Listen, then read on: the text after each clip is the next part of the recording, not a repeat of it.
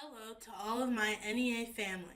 This is your good friend, Helena Donato Sapp, reminding you of the importance of inclusion in our schools and classrooms. I know that when I feel included, I do better in my academics and I just enjoy learning more. The NEA is here to support you on your journey to build a more inclusive environment, and we're doing that by providing you with an amazing NEA Disability Awareness book list. And we have some awesome Read Across America selections for the summer that will help you create and celebrate a nation of diverse leaders. Pick a book, sit down beside me, and let's read together. That's one small step for man, one giant leap for mankind. Everyone deserves an opportunity to shoot for the moon, to use public education as a launch pad to achieve their dreams. But public education is under attack. Opportunity is often determined by zip codes, putting our democracy at risk. Imagine if our legacy to the next generation included an equitable education system. We need more than imagination. We need to activate. The National Education Association and many allies are campaigning to promote, protect, and strengthen public education. Our moonshots are ambitious. They will take the sum of us, not just some of us, to stand up for our schools and communities in every district, to illuminate issues and mobilize to solve them. When we all take one small step, we make a giant leap toward realizing our dreams.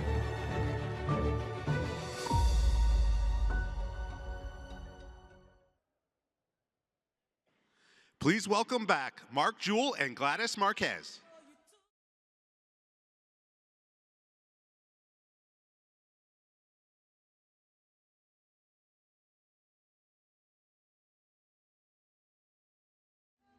All right, muy buenos dias. Good morning, NEA. Let's give it up for DJ Kemet. So colleagues, guests, and friends, it is day 2. Clap if you're having a great time at the 2025 NEA Leadership Summit. Some questions for you this morning. Let me check in on your homework. Are you using the reflection pages that are in the printed program or on the Summit app? Did you greet a first-time participant? Have you visited the PAC booth or signed up for monthly contributions? If it's yes to all 3 questions, you get extra time at recess at 5:30 today, all right? If you didn't do all 3, you have some time today. We will check in on your progress tomorrow. And what about Michael Jr. yesterday? Wasn't he phenomenal? Let me tell you, I'm also still on a high from the Detroit Youth Choir as well. They were amazing. Yes. Today is another jam-packed agenda. Keep leaning into your learning, even if it's uncomfortable.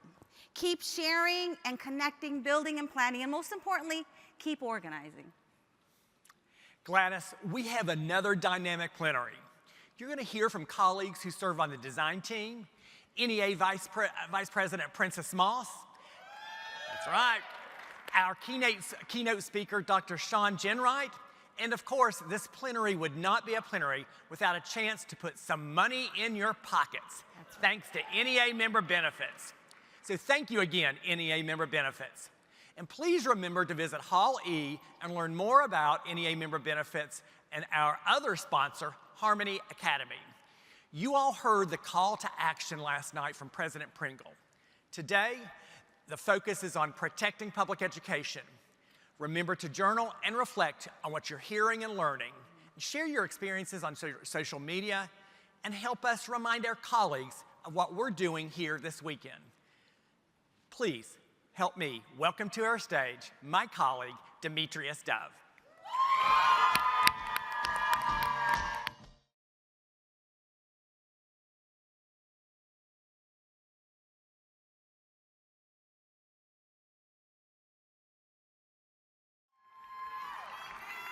Good morning, NEA. My name is Demetrius Dove, a graduating senior at Clark Atlanta University in Atlanta, Georgia. and I am a proud member of this year's Leadership Summit Design team. And I want to begin with a quote from Assata Shakur. It says, "Part of being a revolutionary is creating a vision that is more humane, that is more fun too, that is more loving, and it's recognizing that we are human beings and we can reflect on the world we live in and we can dream." And if there's one thing I know about the woman I have the honor of introducing today, it's that she has never stopped dreaming or working to make those dreams real for students, educators, and communities across this country. Princess Moss, a dedicated elementary school music teacher from Louisa County, Virginia, and the current Vice President of the National Education Association, has spent her entire career not just believing in the promise of public education, but fighting to fulfill it. She is a lifelong champion for students who are often overlooked, students from Black, brown, and indigenous communities, students with disabilities, LGBTQ+ students, and every student whose identity sits at the intersections of these communities. And as the proud daughter of 2 school bus drivers, Princess is a fierce advocate for our education support professionals. Those incredible individuals who keep our schools running and our students safe, fed, supported, and ready to learn. Princess knows firsthand the vital roles ESPs play in our schools, and she carries their stories and their struggles with her in every room she enters. And if you know Princess, you know she is an organizer at heart, a leader who understands the power of one-on-one conversations and the importance of sharing our stories to build collective strength. Through her leadership, Princess has helped shape the work of our union, from growing the ranks of new educators to advocating for racial and social justice in our schools. So as we gather here this weekend with the charge to lead boldly and to dream big, there's no better person to ground us in that work than someone who embodies those values every single day. So NEA family, please join me in welcoming our Vice President, Princess Moss.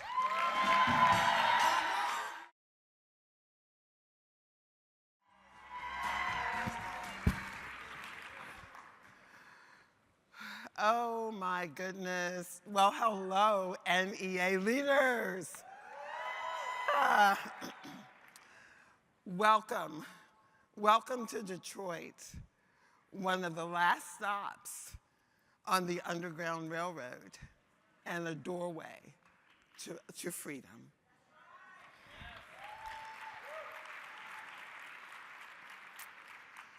I am thrilled to be here with you today. I am Princess Moss, your NEA Vice President.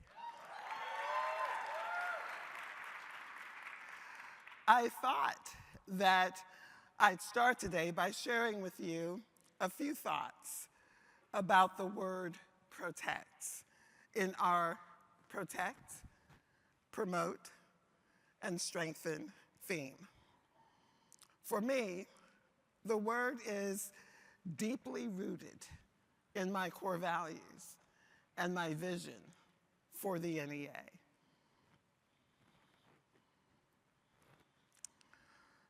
My core values are truth, love, justice.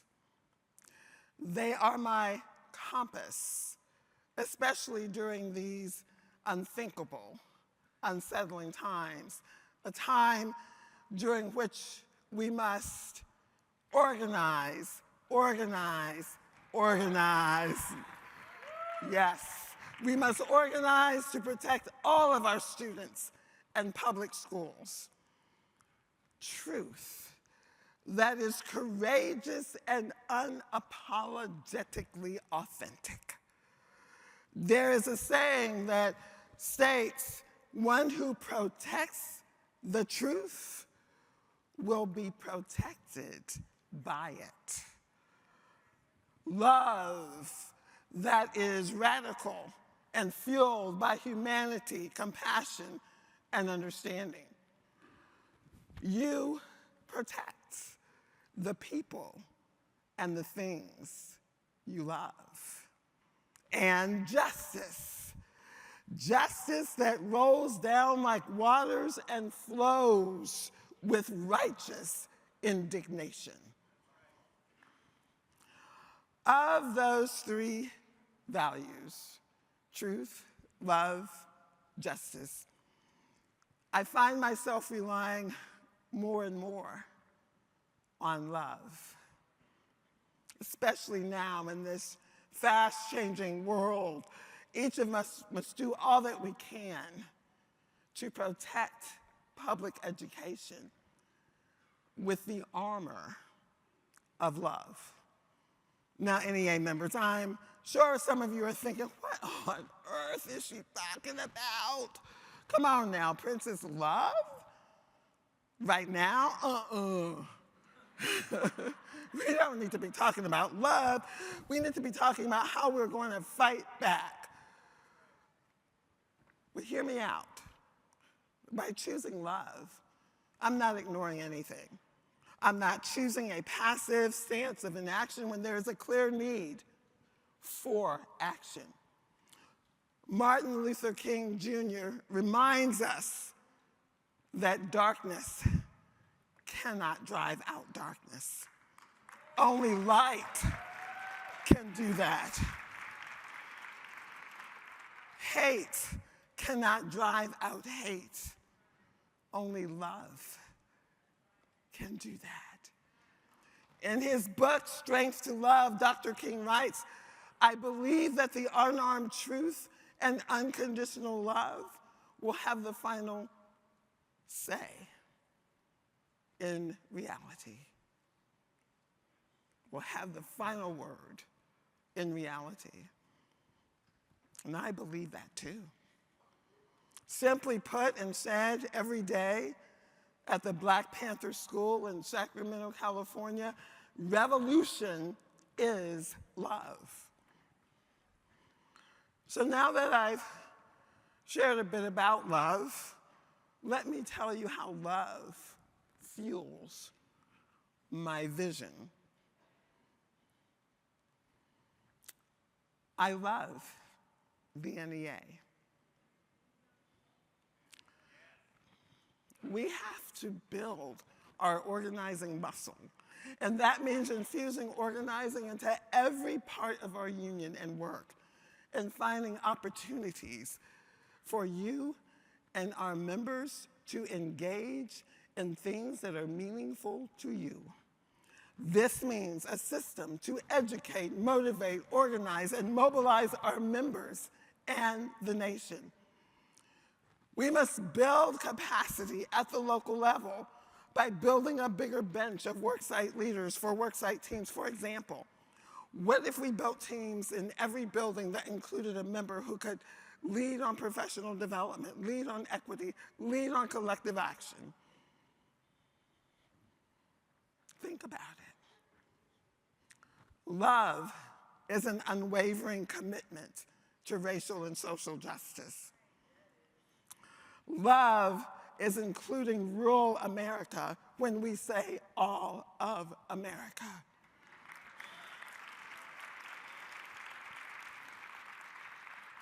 Love is working within our communities to plan now for the next elections at every level, local, state, and federal.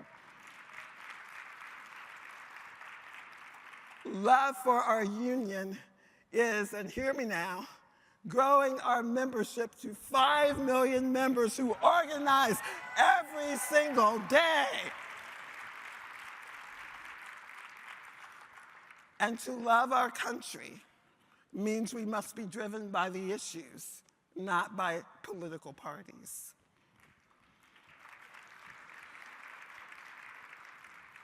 You say it can't be done? Tell it to Sojourner. Tell it to Dr. King. Say it to the generation of activist leaders who came before us. I stand before you today to share my truth, to tell you that I love you, and to call you to truth, love, and justice, and to tell you that it can be done.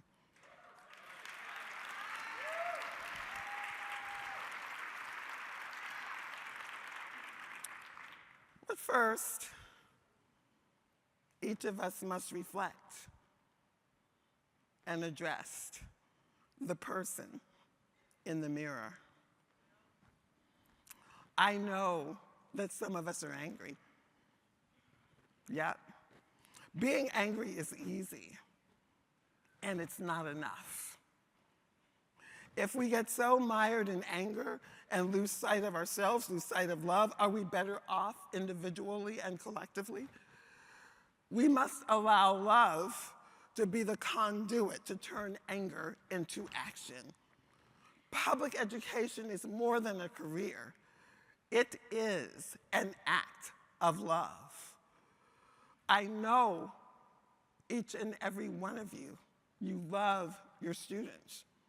I know you love public education. What are you willing to do to protect what you love?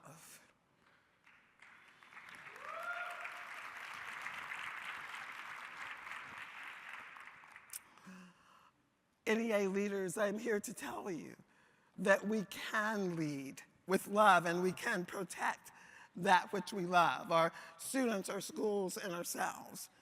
And in this fight, here is how I am engaging in the self-work to build a movement that is rooted in truth, justice, and love. First of all, I'm deepening my practices in self-care.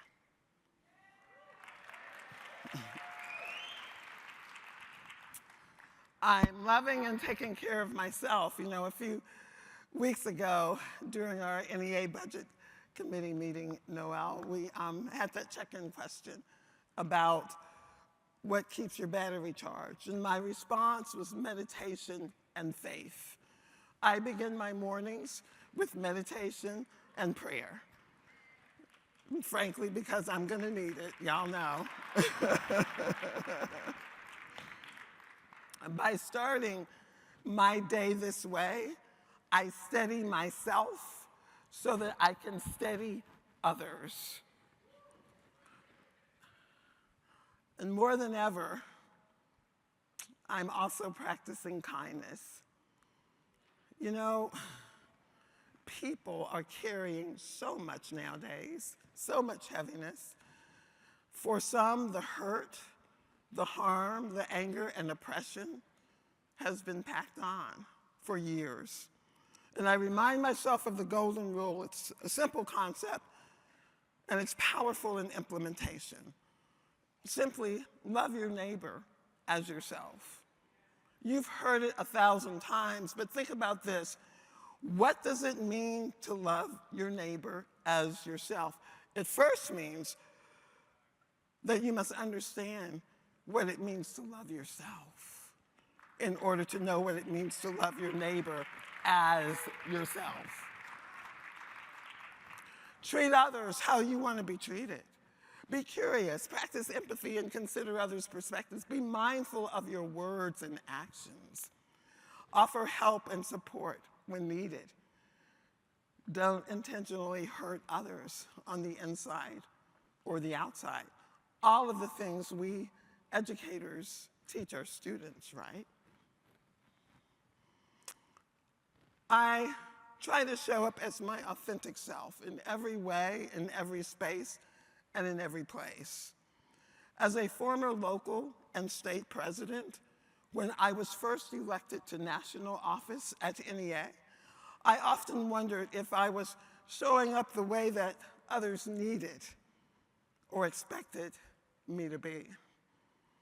What I have learned is that it is important as a leader to show up as my authentic self.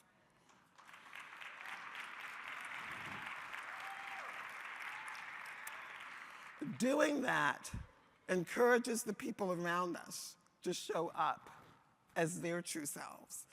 And as a result, our collective work becomes more and more effective because it is infused with the truth. In 1980, this is what theologian and civil rights leader Howard Thurman told students at Spelman College about living authentically. His words continue to resonate today. There is something in every one of you that waits, listens for the sound of the genuine in yourself. You are the only one who has ever lived. Who are you? How does the sound of the genuine come through to you? Cultivate the listening to the sound of the genuine in yourself, because I hear the sound of the genuine in myself. And having learned to listen to that, I hear. I hear because I become quiet enough, still enough, to hear the sound of the genuine in you. I am someone who takes time to pause.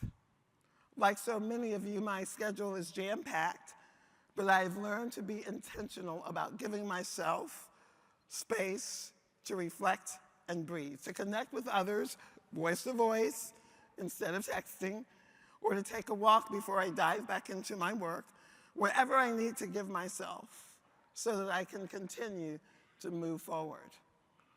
I have discovered that one form of leadership is what we do when things are not going to plan. The world, as we know it, appears to be slipping off of its axis. It's not just a new leader saying work. There's upheaval and chaos. It's a new leader, new world. And yet still, we press on doing the same work with love. As you share with each other and support each other during this Leadership Summit, and as you learn with and from each other, as you strengthen your understanding of the 7 leadership competencies, I would ask that you search your hearts and your minds for the answers to these 2 questions. 1, how will you stay connected to your core values in our movement building? If you know what your core values are, the summit will help you strengthen them. If you haven't yet nailed down what your core values are, your presence here will help you define them. 2, you might ask yourself whether you are showing up as your authentic self, or whether you might have a little more work to consider. Just in case you need a reminder of why we're so focused on protecting what we have fought so hard for. An all-out assault on public service and labor rights has been launched. A flood of executive orders have turned the clock back on civil rights, sent our country backward, and taken opportunities away from our students. Shame is right. Shame, shame. It's what they say in Australia when they want to boo, okay? And they're trying to erase from history all of the contributions that were made by the many cultures they call the United States home. They're demonizing our transgender students, banning books that reflect the diversity of our nation, and challenging subjects like Native American history, Black history, and more. These attacks keep our students from seeing themselves reflected in books and lessons. It prevents them from learning about the lived experiences of other cultures, and leaves them without vital information needed to build a better world. As leaders, we must first look at ourselves in the mirror, and then look at each other and ask ourselves, are we built for this critical time in our schools and in our nation's history? Are we? Are we? I can't hear you. Are we? Let me hear you. Is the NEA built for this moment? I can't hear you. Is the NEA built for this moment? Yes, yes, and we will stand up and defend our mission to promote, protect, and strengthen public education, and we will do it with the armor of love. Thank you very much.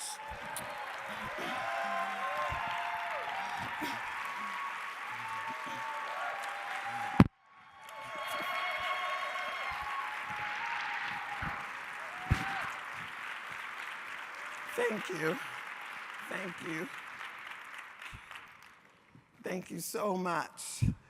Now, you heard Becky talk about plans to dismantle the Department of Education, and we all know that there is an executive order, right? Shame, shame.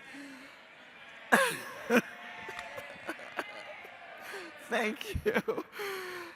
There's an executive order in the works to do just that. So if you haven't already, please use the QR codes on the screen to write your member of Congress to say you will not stand for these destructive actions to the U.S. Department of Education.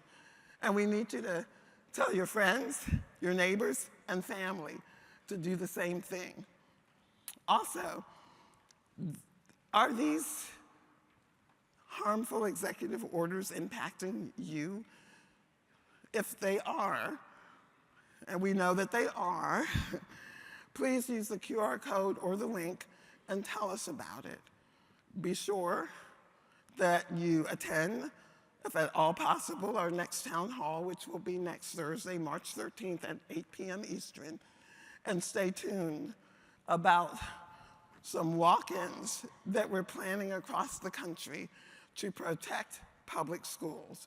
More details about that will be coming soon.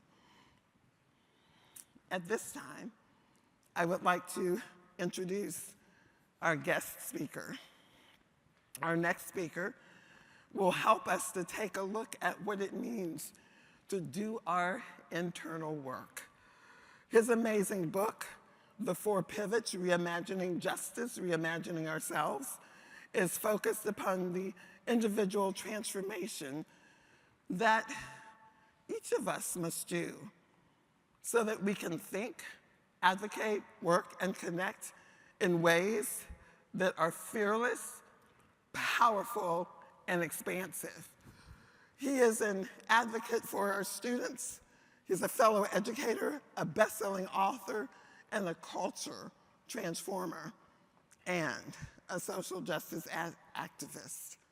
He knows that the best way for us to build a movement is by shifting how we treat ourselves and how we treat each other. So please, please, my NEA siblings, please join me in welcoming longstanding NEA ally, someone who is a friend to educators, students, and parents, Dr. Shawn Ginwright.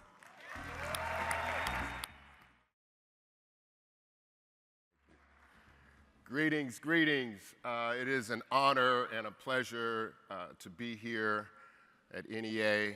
I come from a family of educators. My mama was a preschool teacher.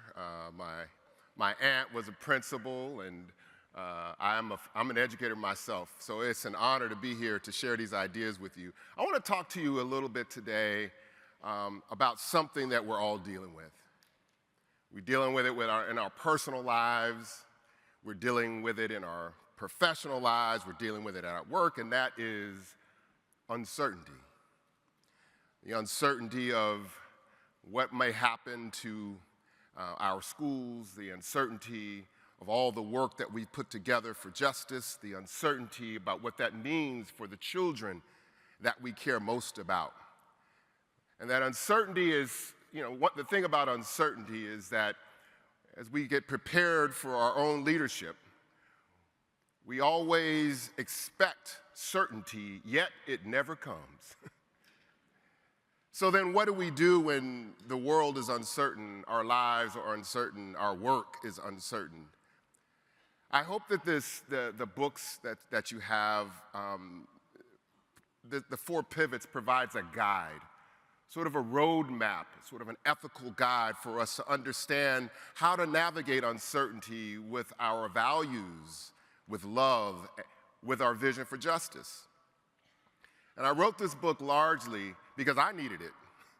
That I knew that in my own work for justice, that there was something missing, and that I could look out at the world and see all the problems and the challenges that were facing me in my communities. But somehow I was sort of struggling inside. I didn't have the tools to deal with the sort of spiritual reality of what it takes to actually create justice in the world. So I hope that this book provides you with that roadmap. I want to start with a little story, because y'all know I like telling stories, and this is a story about my mama, so hold on. This is about 10 years ago. My mama asked me to come to her childhood town, Trenton, Florida. Trenton, Florida is outside of Gainesville. And as a child, my mama used to tell these magical stories to me and my brothers about what it meant to grow up in Trenton, Florida. She used to share these stories about this magical little house that she grew up in. And behind the house were these mango trees. And as a child, me and my brothers were just so excited to hear about these stories. She used to tell us that there were these bugs that would hover over the lake, and they would glow at night. And as a child, we were just so enchanted. So about 10 years ago, my uncle had passed away, and my mama said, hey, baby, I want you to come to the funeral. And I said, Mama, I got papers to grade, I got midterms to grade, I got reports, I can't come. And she said, boy, get your narrow butt on this plane and get your butt to Florida. So I did, I did what my mama said. I bought me a ticket and I got to Florida. And going to Trenton, Florida is probably one of the best decisions I ever made. And deep down inside, I wanted to see that beautiful little house that my mama had always told me about as a child. I wanted to see the sort of artifacts of her childhood. And so as we went to Trenton, and my mom, you know, she proud of me. This is my son, the doctor. And so we went to my cousin's house, and we sat on the couch, you know, the couch with the plastic covers. Some of y'all still got plastic covers in y'all couch, and it's okay. So we sat on the couch with the plastic covers, and I said, Mom, you know, it's getting hot. I really want to see that house that you told me about as a child. And so we talked to my cousin. So at the end of the day, my mama said, okay, baby, I'm gonna show you the house where I grew up. And so we left that house, we left my cousin's house, we went down the street, and we made a left-hand turn onto a dirt road. And some of y'all are from the South, but in the South, these trees that canopy the roads, and the beautiful moss hangs down. And so as the sun was setting in the afternoon, me and my mama walked down this dirt road, in this magical little road, and sure enough, I looked to the left and I saw a mango tree, and she pointed it out, and it was getting dark and in the evening, and so I saw the creek that she had always told me about, and the little bugs were starting to hoover over the lake, and I was getting excited like a child. I'm like, oh, we're gonna see, I get to see the house. So finally we got to the house, and she said, we're here, and this is what I saw. It really wasn't a house at all. It was a shack. And it was the first time I realized the level of poverty my mama grew up in. I did not know that when she told me stories about her childhood, that she had grown up with such poverty. But my mama, y'all, she saw something entirely different. She was happy like a child at Disneyland. She took my hand and she walked me into this little house, and she said, baby, this is where I grew up. This is, and she showed me this corner with a circle in the floor. And she said, baby, this is where we used to keep the number 10 tub. Now, just like y'all, I didn't know what a number 10 tub is. Number 10 tub is a steel tub where they used to take baths because there was no running water. She took my hand and she over to the other part of the little house, and she said, this is where we keep the potbelly stove and to keep warm. And as she began to, with excitement, share her joy of this little shack, I became so emotional, y'all. I was almost crying, man. My eyes were watering, and I was like, Mama, I didn't know you were so poor. You never told me that, Mama. And she looked up at me, and she said something I'll never forget. She said, boy, wipe your eyes. You don't need to cry. Don't you know it was in this house that I dreamed of you before you even existed? And for you to be able to come back here is a realization of my dream, so don't you cry.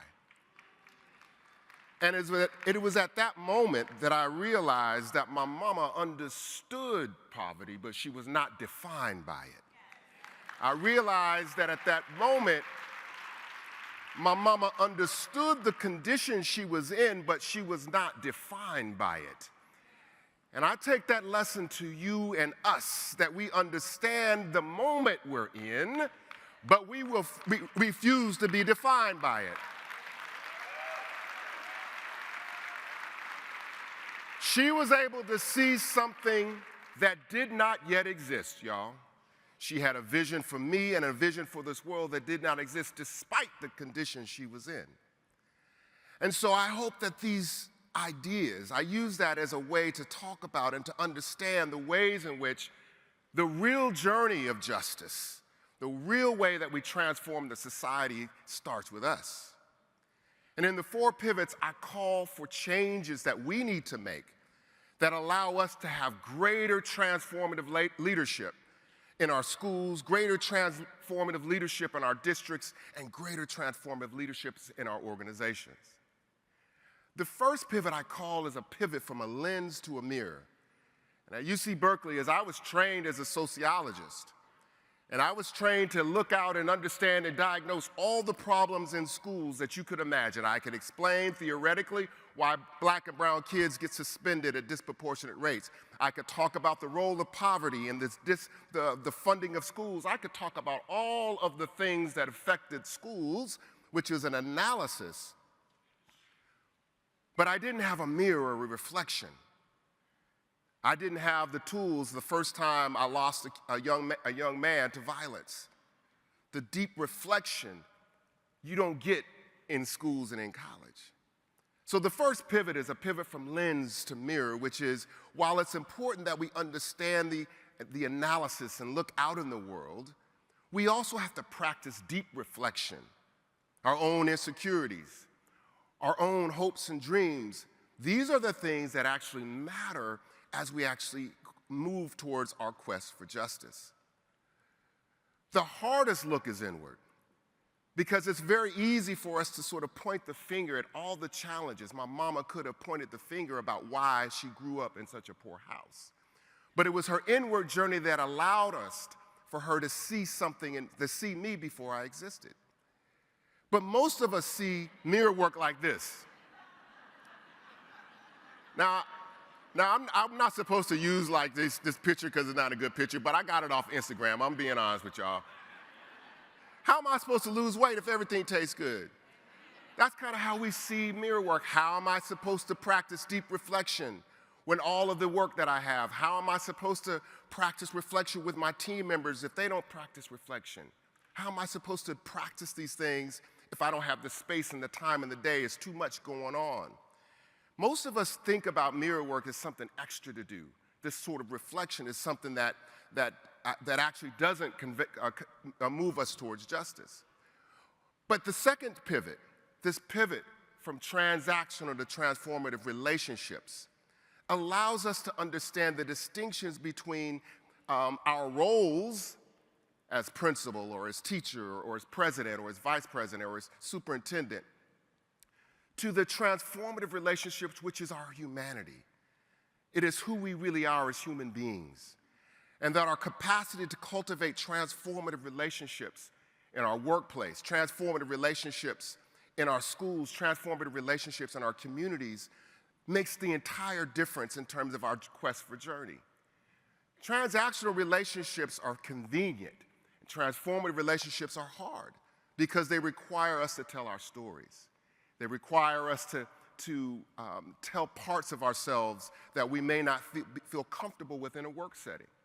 But we all have transformative relationships. All of us that went through COVID, you cried with somebody. You were angry with somebody. Your humanity showed up.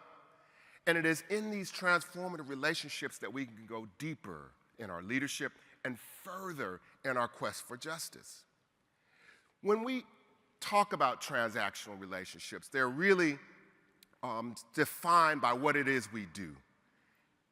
Our roles, our function, our titles. But the transformative relationships come through intimacy and trust and the ability for us to take care of one another. And we have to find spaces in our organizations to cultivate these kinds of relationships. And when we are able to cultivate these kind of transformative relationships, they matter when things get hard. In my own work, I've been working with young people for decades and decades, and I realize that it is through these transformative relationships that you heal the wounds that people bring into our organizations. How are we supposed to heal others if we still are wounded? How are we supposed to heal our young people if we still got wounds? And it is through these transformative relationships that allow us to create the kind of spaces that matter. In the book by my friend Ben McBride, his new book, Troubling the Water, he says, I think, something really important. He says that oftentimes when we face something challenging, the first question we ask is the wrong question. He says the first question we ask is, what should we do? That's the wrong question. He says the first right question is, who should we become? Because oftentimes we can't actually achieve what we want in the current versions of ourselves. And it is through our transformative relationships. And it is through our deep reflection and mirror work that allows us to transform so that we can actually create the outcomes that we want to see in our lives and in our work. The third pivot is this pivot from problem to possibility. That there's so many problems and challenges that we face in our neighborhoods and face in our schools and in our nation. And I know that, again, as a sociologist, I was trained largely to see and diagnose problems. And problems, when we as leaders, when we address problems, it's like we're only sort of using half of our leadership, because sometimes problem solving feels like just firefighting. I'm putting out, one problem, one here, one there, that we're just engaging in ongoing, consistent, and persistent problem solving. But we also have to cultivate the really hard skills of being able to do what my mama did. And that is to see a possible future when it does not exist. To be able to have evidence of a possible future right in the midst of challenges that we have. When we engage in possibility thinking, it's not just like we're going to it's not sort of wishful thinking, right?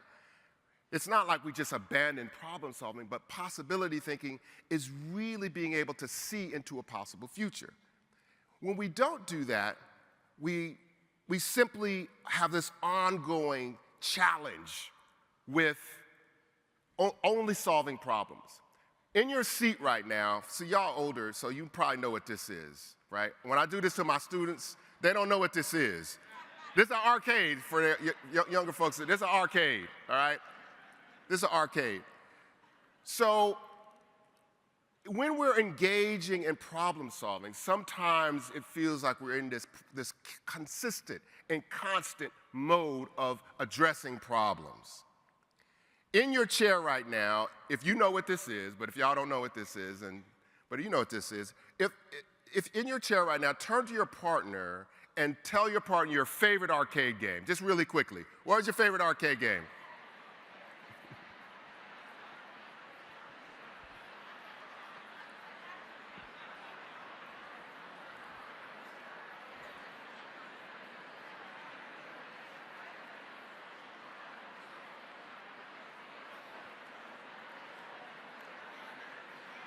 All right. So by round of applause, Donkey Kong. By round of applause, Pac-Man. By round of applause, Miss Pac-Man. By a round of applause, Galaxia. All right. Good. All right. So there was this one game that I used to always play at the arcade called Whack-A-Mole. Y'all remember Whack-A-Mole? Whack-A-Mole. So Whack-A-Mole, this is what our lives are like and our leadership is like sometimes when we get stuck in problem solving. It's a constant game of Whack-A-Mole where we hit the thing, but we actually never hit the thing, right? You're just hitting the thing, and then you always are in a consistent process of playing Whack-A-Mole. But when we shift from possibility thinking, it doesn't mean we abandon problem solving. It means that we're cultivating the ability to see all of the things that we need. I remember working with a group of African American young men about 8 years ago. And these young men all had experienced various forms of trauma. And one night, I was trained as a trauma-informed specialist, and I would have them tell me and recount the worst thing that ever happened to them. And they would recount, some of these young men were homeless, some of these men were unsheltered, some of them were substance abusing.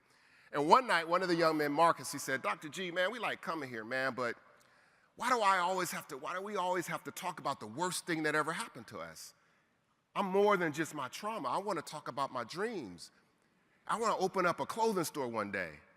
And another young man said, "Yeah, I want to open up a shoe store." And another young man said, "Yeah, man, I want to be a DJ." And they took all of their dreams and changed the conversation, not about the worst thing and the trauma that happened to them, but the futures that they envisioned, that they dreamed about. One young man, his name was John, he was in the circle, and he was high in the circle. And it got to John, and John was like, "You know what, man, I don't really want to open up a business, or I don't want to really open up a store or anything. All I really want to do is, I really want to be a firefighter in Oakland." And all the young men kind of laughed at John. It's like, "Man, you'll never be a firefighter in Oakland, John, because, you high right now.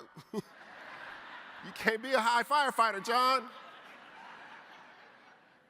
So John started to talk about, I really want to be a firefighter since I was a kid. I had these fire trucks and all the things. And so John was just talking about his dreams, and all the young men were talking about their dreams and their hopes. After a few months, that group, we finished the end of that group, and I had built relationships with these young men. I gave them my number. And so from time to time, I'll get a text from these young men. And about 2 years ago, I got a text from John. And it said, "Hey, Dr. G, how you doing?" I said, "John, how you doing?" He said, "I'm doing good." And you know that you got to wait the little doot. And he didn't hit me back. And then he sent me this picture. So this is a picture of John.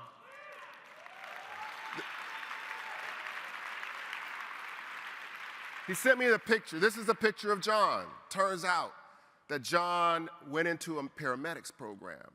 And then from the paramedics program, he learned how to be a paramedic, and he then got recruited to be in the Oakland Fire Department. He's with his beautiful children and his wife now. Dreams matter. When we can see into the possible future, it matters, y'all. Whenever I go to Oakland, I see him at the little coffee shop, and I'm like, "Man, shouldn't you be putting out fires or something?" The fourth pivot is this pivot from hustle to flow, y'all. That we cannot create deep change quickly. That sometimes a strategic plan is necessary but insufficient for the deep change that we need in our schools, the deep change that we need in our lives, and the deep change that we need in society. And this notion from hustle to flow means that we live in a capitalist society that really sort of invests in frenzy, right? That the capitalist society rewards human beings for what a human being could earn or produce. And all of us have this addiction to frenzy. That means that we're so busy that we have these to-do lists. If you have a to-do list, raise your hand, right? All right, everybody raise it. So somebody like, "I don't have a to-do list." Everybody got a to-do list. What happens when you're done with something on your to-do list? You scratch it off and you add 5 more things back on your to-do list. That means that we always have this need to be fulfilled with doing things. And flow means that we have a greater awareness of time, that we take on, we set more realistic timelines for ourselves and our teams, that we are aware that we don't take on so much. It means that we renegotiate our relationship with time. When we are in flow, we can go further and deeper together. I first realized this during COVID. I was getting ready to go do a talk, a speech, a keynote in my home in Oakland, and I have a well-oiled sort of process where I get in the shower, hop out, get in the taxi, go to the airport and do my thing. This particular morning, I was home alone because we're empty nest. My wife is right there right now. Hey, Nedra. She wasn't here. She wasn't in the house. I was home alone by myself, and so woke up at 5, got out of the shower, and the shower I have a little dog, and the dog was sitting by the door. The dog had to go pee, and so I was like, oh, I gotta hurry up. So I hopped out of the shower, wet, and I slipped. And boom, I came down and hit my ribs on the stairs. I was like, I gotta get up, I gotta catch this flight. And this is my dog, but my dog ain't Lassie, right? Y'all remember Lassie? I couldn't move. I literally could not move, and I'm like, I couldn't move, I can't move. I crawled over, it took me 30 minutes to crawl over to get my phone, call my wife. She said, what's wrong? I said, I can't move. She called the ambulance. Ambulance came and got me. Turns out I had broken 3 ribs and fractured a vertebrae. Now, I was like, I'm not gonna make the keynote address today. What about next week, Doc? And the doc said, are you gonna be out for 8 weeks, right? So that was like March 17th, 2020. So you guys remember what happened. The world shut down, so thank y'all for joining me. Everybody shut down. But when we slowed down, we renegotiated our relationship with time. We became closer with our families. We had different kind of conversations. We used our time differently. We took up hobbies. We began to transform. And so this last pivot from hustle to flow just simply means that we have to really be careful and thoughtful about our time so that we don't get involved with this addiction to frenzy. I want to end with a quote by Michelle Alexander, who for me is one of the most brilliant minds of our time.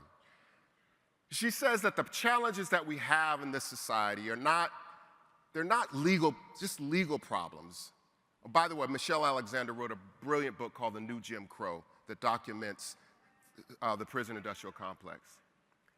And she gave up legal practice, and she enrolled in the Union Theological Seminary about 10 years ago. And she said in the New York Times that the reason I did that is because the problems that the problems we're facing in society are not just legal problems. They're not political problems or only just policy problems at its core. The problems that we face are profound moral and spiritual questions about who we are and who we aim to become and what we are willing to do now. NEA, this is a time for you to do something different now. I hope the 4 pivots allow you to do that something different, to take the internal journey. My work is involved with transforming leaders in my organization. If you're interested in taking these ideas and driving them into your organization, this is a QR code that allows you to take these practices. It's a toolkit. We don't want you to just read the book. We want you to take the tools and use them so that you can actually have impact in your life and your communities. Thank you so much, NEA. I went over time, but I really appreciate it. Take care.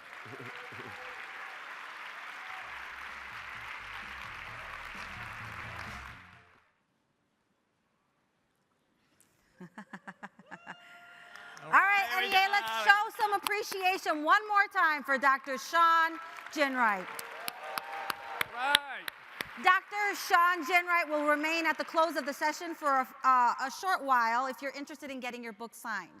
And I just have one quick announcement to share with you all. We would like to ask you all to please stay at the conclusion of this morning's plenary. I apologize for that. We are going to engage in a virtual organizing opportunity where we're going to take some pictures, lift them up to social media, and engage in what we do best, which is organizing. If you have not shared your pictures on social media, please make sure to use hashtag NEA Summit when you're taking pictures with your colleagues, with your friends, especially if you're creating posters. Make sure that you spend some time with your friends taking pictures and posting those to share your support for public education. Yeah. Mark. Hello, NEA. In building our movements, we need educators in key positions. And one of our colleagues, Sean Spiller, president of the New Jersey Education Association, is seeking a key position. He's running for governor of New Jersey. Yes. And because of this historic campaign, we've asked Sean to offer some brief remarks to Summit participants. NEA family, let's welcome Sean Spiller, the next governor of New Jersey.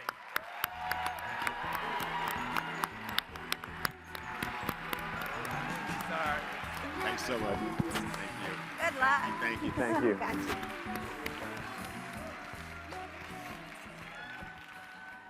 Well, listen, first, I just want to say a big thank you to President Pringle, the leadership team, and every single one of you here for just giving me an opportunity to come before you, because I know the most valuable thing that all of us have is our time. So thank you, thank you, thank you. And listen, I don't have to talk to anybody in this room about how important it is right now in this moment to be doing all we can to push back against we know what is happening at the federal administration, but it also is the work that we're doing in each one of our states. And every single year, in every single election, we get out there. We knock on those doors. We put up those lawn signs. We fight for folks to get them into office because we know they will support our great public schools. Well, often, though, when those decisions are being made, we're excluded. We're excluded from those rooms. We fight to get in, and we hope that maybe our issues are centered.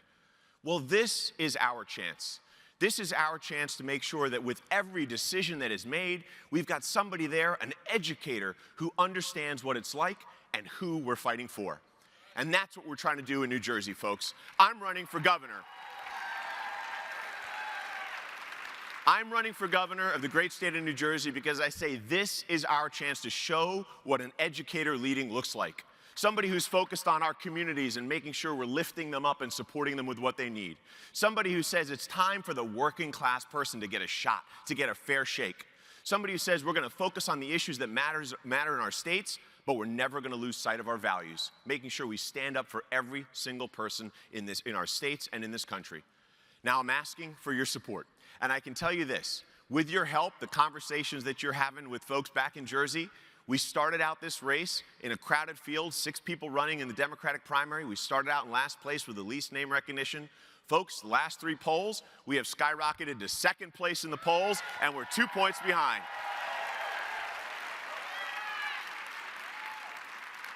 So I am pumped, I am excited, and we know our path to victory, and we know how to get it done, because we know how to knock those doors, make those phone calls, and do the work. But there's one other piece to an election, and you guys all know it. And it's my favorite part, being a glorified telemarketer. So here I am. But it's reaching out to folks to say, hey, we're not the millionaires. Every single one of my opponents is backed by big money, including from Elon Musk. And that's on the Democratic side. So we're not them. I'm out here talking to all of you. I'm talking to hard-working bus drivers and school teachers and all of us who do the jobs every day, but I know that when you reach into your pocket, it's not going to be with a $5,000 contribution. It might be with a $20 contribution or a $30 contribution. Well, the powers that be, they know what they're doing, and they said, we're going to set an arbitrary date. So in New Jersey right now, they informed us that later this month, they're setting the date for when you've got to qualify for matching funds. And that's a big deal. Because in New Jersey, if you qualify for matching funds, the state comes in with $2 for every dollar you've raised. So all of a sudden, we've got 3 times the amount of money in our campaign. But we've got to hit our matching fund number by the middle of this month, an arbitrary date they just set. So folks, this is my ask. I'm asking for your support. I had the great opportunity, and I thank every single one of them, to talk to your state presidents earlier today, give them little QR codes and note cards that I know that they're going to be talking to you about, distributing during your state breakout sessions. You see the QR code on your screen. Listen, again, I know it's a hard ask. It's a lot for me to ask in terms of saying, can you give? Can you give a little bit more? but this is that ask. I need your help right now. We need your help in New Jersey. We're asking for your support because we know that when we're in second place, 2 points out, this close, every little bit matters. Every little bit matters. So thank you for the work you've done so far. Thank you for the support. Thank you for the energy. When I step into all of these spaces and all of these rooms, I'm excited by the positivity. And now we want that last piece to get the dollars we need to be competitive. So thank you, thank you, thank you, NEA. Thank you for what we're going to do. And with your help, you are looking at the next governor of the state of New Jersey. Thank you very much, everybody. Appreciate it. Thank you, thank you, thank you.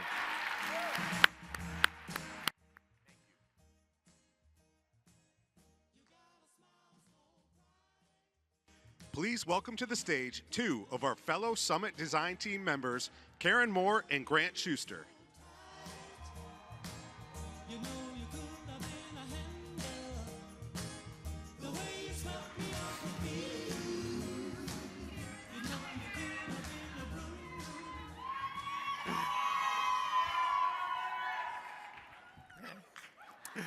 Even in the midst of uncertainty, we must take time for joy. Joy is an act of resistance. Joy is an act of resistance. Let me say that one more time. Joy is an act of resistance. My name is Karen Moore, and I am a proud public school educator from the state of Illinois. And I am a member of the Summit Design Team, and I'm here with my colleague, Grant. Thank you, Karen. NEA Union siblings, my name is Grant Schuster, and I am a middle school educator in Anaheim, California. Let me hear it for the middle school teachers out there. Like Karen, I serve on the NEA Board of Directors, and I also serve on the Summit Design Team. Thanks to NEA member benefits, Grant and I get to spread a little joy. We're gonna give you some money. We're gonna give you some cash. Well, who ready to win? Because of the continued generosity of NEA member benefits, we have more money to give away. Don't forget to tap the NEA MB in the app and stop by their table in Hall E. Remember, our winners were randomly selected. For those people who kept coming up to me saying, call my name. It worked last year. Right. They were randomly selected from our NEA registered members. Today's winners will receive $300 each.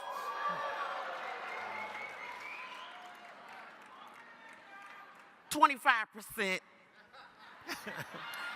When we call your name, stand so that we can see you and celebrate you. And a member of NEA staff will follow up with you. Here we go. Okay, and the winners are... Where is the Washington Education Association? Congratulations to Michael Williams!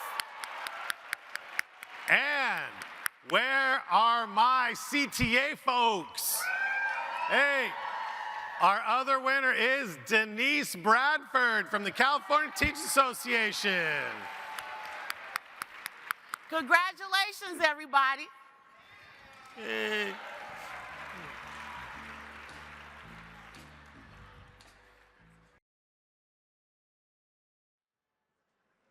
All right, before we go, we have a few additional announcements. Lunch will be in the same room where we had breakfast, Hall D, and you and I know there is no greater foundation for America than its ability to provide great public education for every student.